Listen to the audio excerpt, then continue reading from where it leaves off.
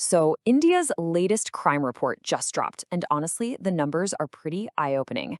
But here's the big question: do more reported crimes actually mean a more dangerous country? Well, in this explainer, we're going to dig into that data and show you why the story is way more complex than you might think. All right, let's just jump right into the headline figures. And at first glance, yeah, they paint a pretty stark picture. In 2023, India registered over 6.2 million. That's 62.4 lakh cognizable crimes. Now, cognizable just means serious offenses where the police can make an arrest without a warrant.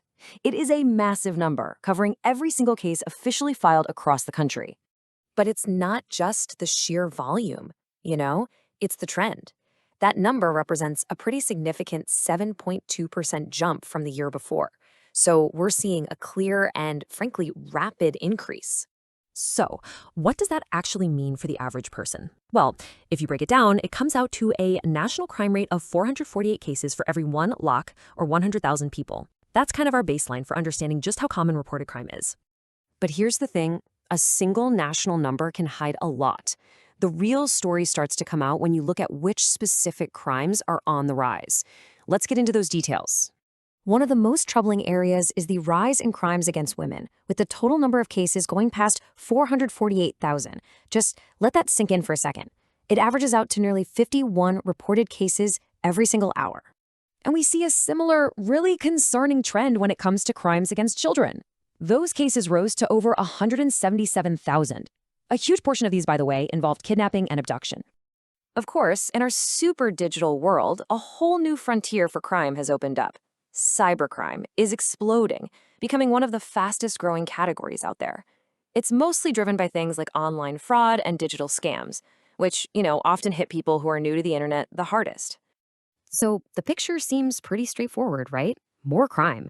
But this is where the data gets really interesting, where we find a twist. It suggests the story isn't just about more criminal acts, but maybe about how we're seeing them. Check this out.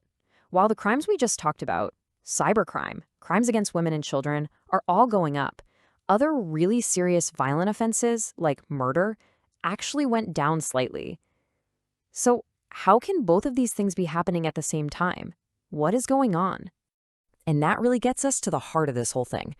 Is society actually becoming more dangerous, or is something else changing how we count and report crime in the first place?